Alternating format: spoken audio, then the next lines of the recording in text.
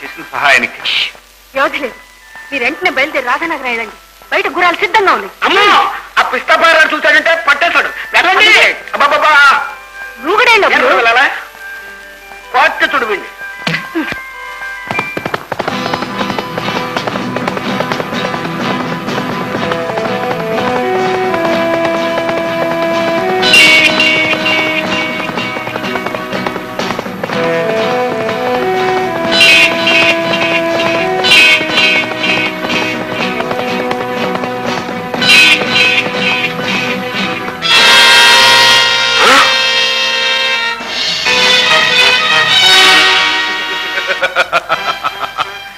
ఇన్నాళ్ళు మా కళ్ళల్లో కారం కొట్టి తప్పించుకున్నావు, ఇక తప్పించుకోలేవు.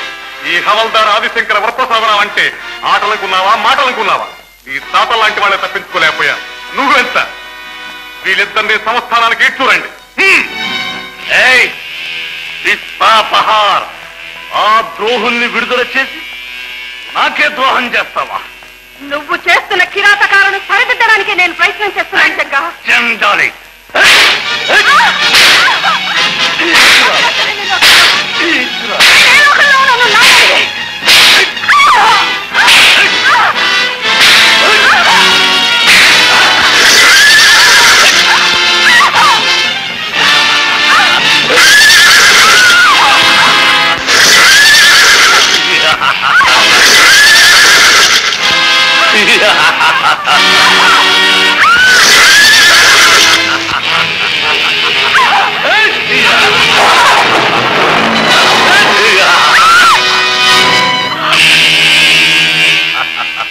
పదండి, రాధానగరం మంటలు లేపేయాలి, శత్రువులు కట్టగట్టి తీసుకురావాలి.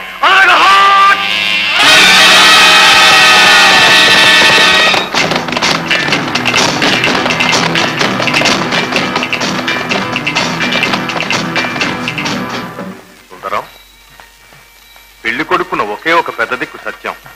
ఎక్కడికి వెళ్ళాడో ఏమో చాడా జవాబు లేదు. శివం చెప్పటం మాత్రం ముహూర్తానికి వచ్చేస్తాడు అని. ఏదైనా జరూరు పని మీద వెళ్ళుంటాడు.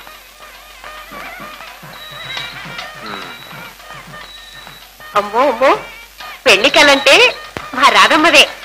పరదేశ బాబు శివదేవుడు ఎంత పుణ్యం చేసుకున్నాడో. ఇలాంటి చందన బొమ్మను కొట్టుకుపోతున్నాడు. ఎక్కడికి పోడు, ఇక్కడే ఉంటాడు కదూ.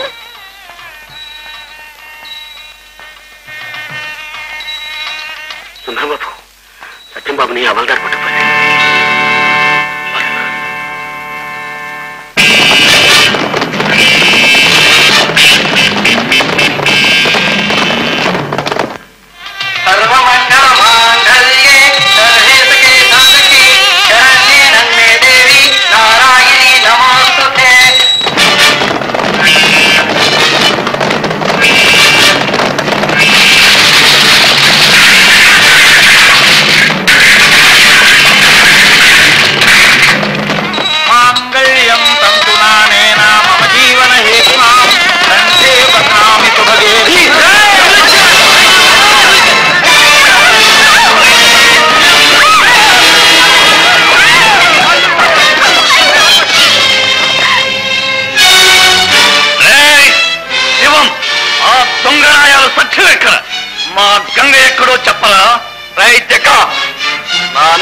సహా నా పెళ్లికొచ్చి మమ్మల్ని ఆశీర్వదిస్తానని నాకు మాటిచ్చాడు.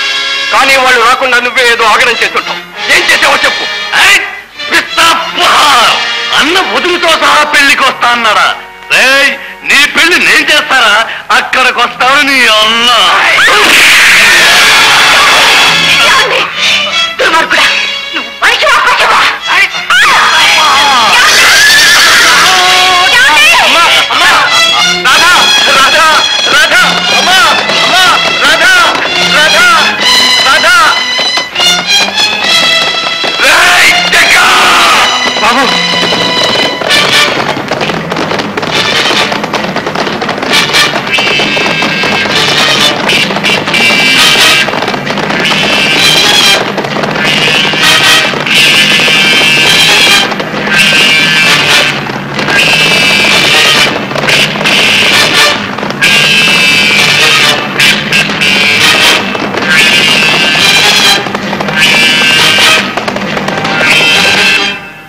ప్రభుత్వానికి కన్నుగప్పి ఖైదులోంచి పరారీ అయి ఇంతకాలంగా ఎన్నో హత్యలు దోపిడీలు చేసిన సత్యం అనే ఈ బందిపోటు నాయకునికి సహకరించిన గంగకు మరణ శిక్ష విధించడమైనది.